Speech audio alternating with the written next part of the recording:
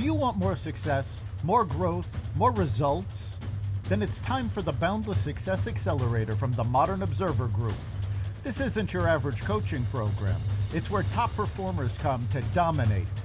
Weekly group sessions, on-demand coaching, a community that's got your back, and a power-packed library of tools to supercharge your business and career. No more excuses, no more waiting.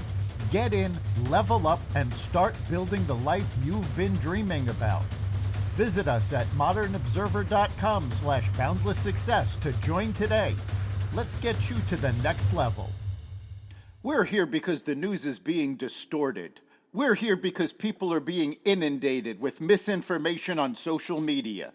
We're here because people are being judged guilty until proven innocent. We are fighting back with facts. This is not a safe zone, so buckle up, Buttercup. This is the raw, naked truth.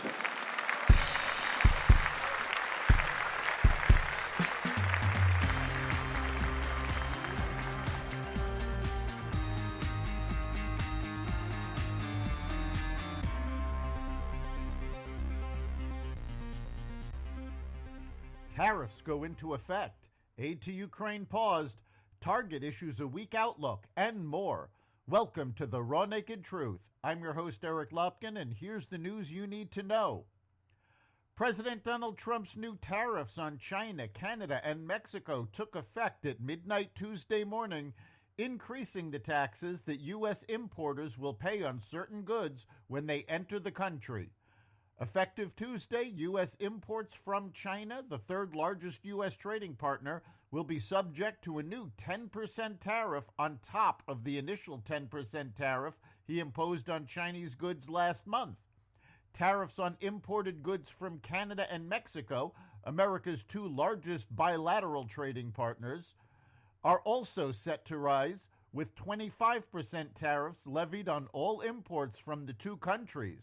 The tariffs include a carve-out for a lower 10% tariff on Canadian oil imports.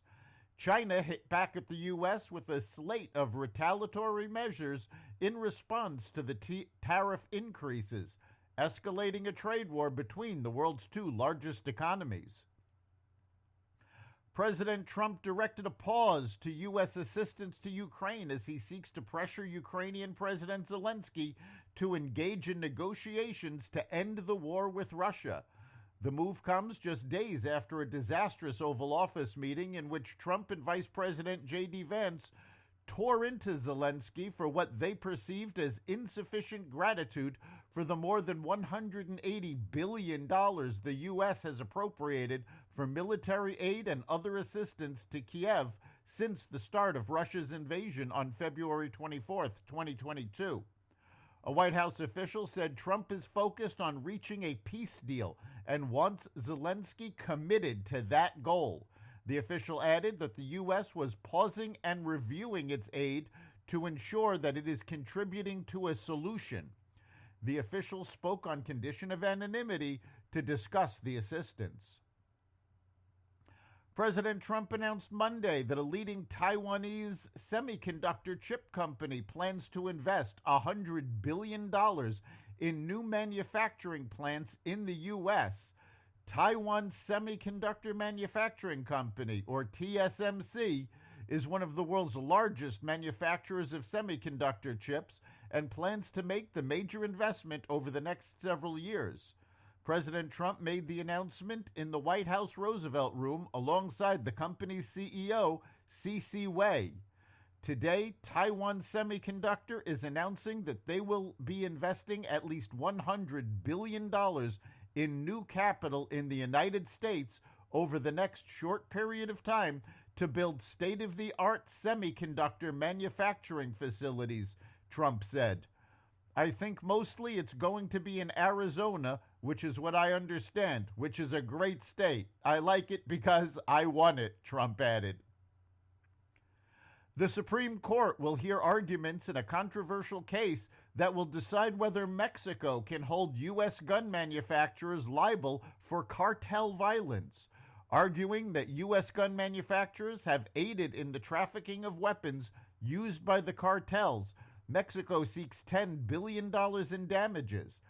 Experts say it's nearly impossible to legally purchase a gun in Mexico, and most firearms in the country are illicitly smuggled across the U.S. border. The case comes amid rising tensions between the Trump administration and Mexico, spurred by crackdowns on border crossings, drug trafficking, and tariffs.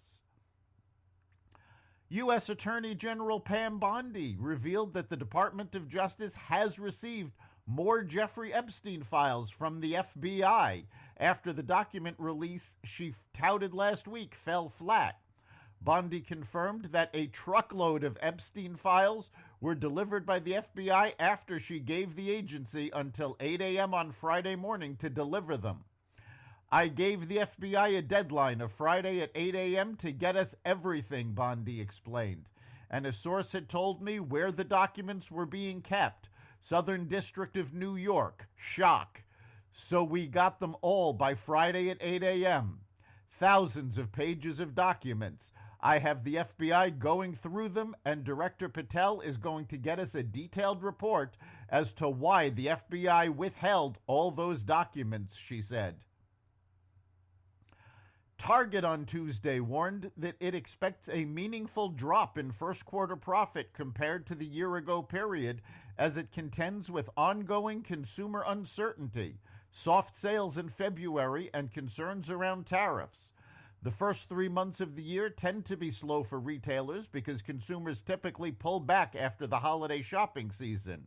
But Target's tepid guidance comes after Walmart raised concerns last month about a slower than usual start to the year. Coupling those weak forecasts with a sharper than expected decline in consumer spending in January and the biggest drop in consumer confidence since 2021 in February, Target's guidance is the latest warning sign about the health of the consumer and the U.S. economy. Walt Disney Animation Studios has officially abandoned making original long-form content for streaming. A spokesperson confirmed there will be some layoffs in its Vancouver studio as a result of this shift in business strategy. During the pandemic, some Disney execs, including then CEO Bob Chapek, pressed its various film silos to make original content for Disney Plus in order to grow subscribers. That's the Raw Naked Truth. You can catch every episode of the Raw Naked Truth at xvadio.com, the Apple Podcasts app, YouTube, Rumble, Spotify, iHeartRadio, Audible, Amazon Music, and other platforms that respect freedom of speech. We'll see you next time.